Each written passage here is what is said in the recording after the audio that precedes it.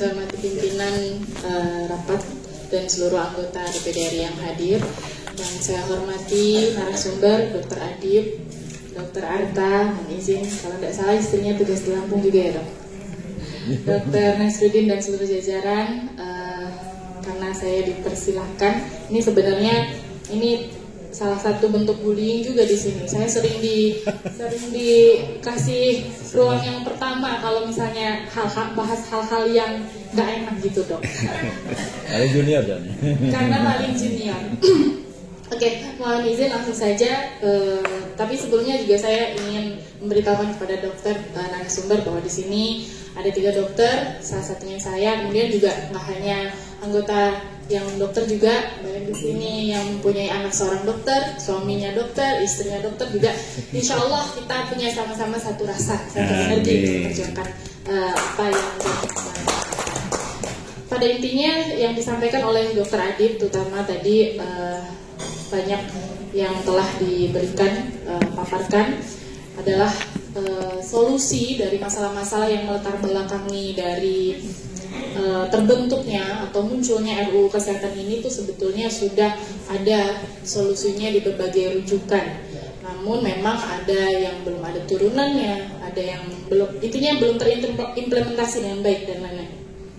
Yang intinya belum terimplementasi tadi, apalagi masalah-masalah yang terus dibahas sebagai latar belakang di sebelah itu soal dokter yang kurang dan lain sebagainya. Saya merasakan betul dokter ini sebetulnya sangat banyak keberadaannya. Namun tadi yang telah dibahas memang maldistribusi, dan ini adalah bukan suatu permasalahan yang harus dijawab dengan undang-undang yang baru, tetapi menindaklanjuti undang-undang atau regulasi yang ada yang masih eksis untuk diperbaiki dan lain sebagainya.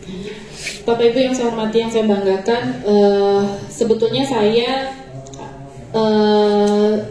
langsung saja setuju bahwasanya undang-undang kesehatan, rancangan undang-undang kesehatan ini tidak perlu menghapus seluruh pasal di undang-undang yang masih eksis di sebelumnya, tetapi memang harus diakomodir yang memang perlu masih dimasukkan ke dalam regulasi di tanah air ini, tetapi yang tidak perlu bisa dihapus.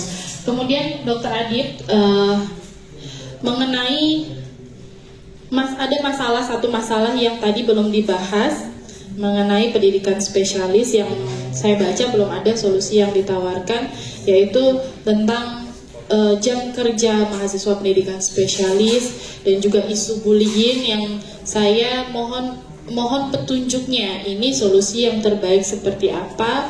Kemudian soal belanja kesehatan yang disampaikan Pak Jokowi yang di beberapa waktu yang lalu, belanja kesehatan di Indonesia ini sangat tinggi, yang mungkin disebabkan oleh banyak faktor, salah satunya sarana prasarana, infrastruktur, dan juga SDM kita.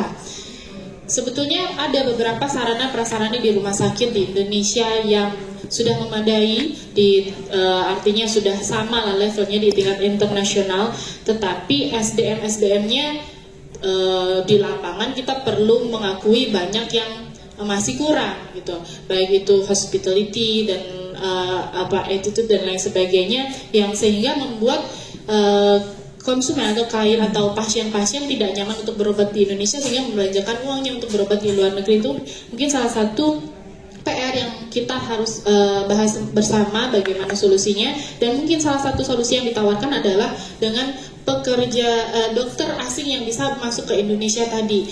Saya rasa kalau menurut pendapat pribadi saya itu tidaklah masalah, asalkan approvalnya tidak segampang dengan portofolio yang 5 tahun tadi saja, tetapi lebih diketatkan lagi.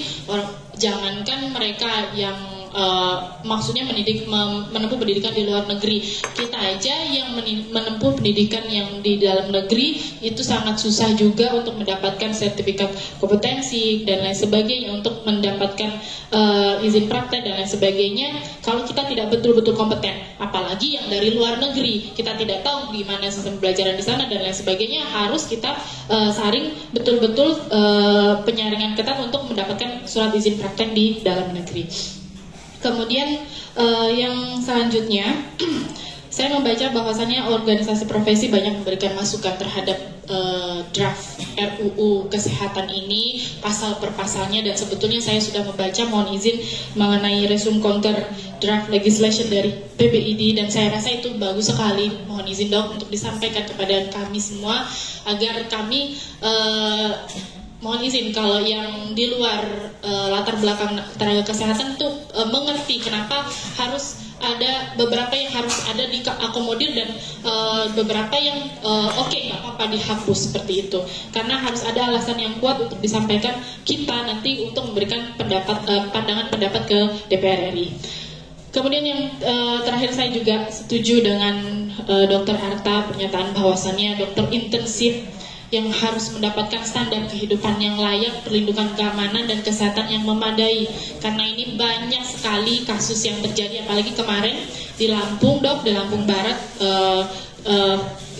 spesifiknya ada dokter intensif yang dihajar oleh masyarakat hanya karena masalah sepele saja, dan itu adalah salah satu gambaran ketidakamanan praktek seorang dokter praktek di suatu daerah. Dan itu bisa mengancam siapa saja tenaga kesehatan, dan ini saya sepakat dengan pernyataan dokter ini. Mungkin itu pimpinan yang saya sampaikan, pada intinya saya satu ini. Terima kasih.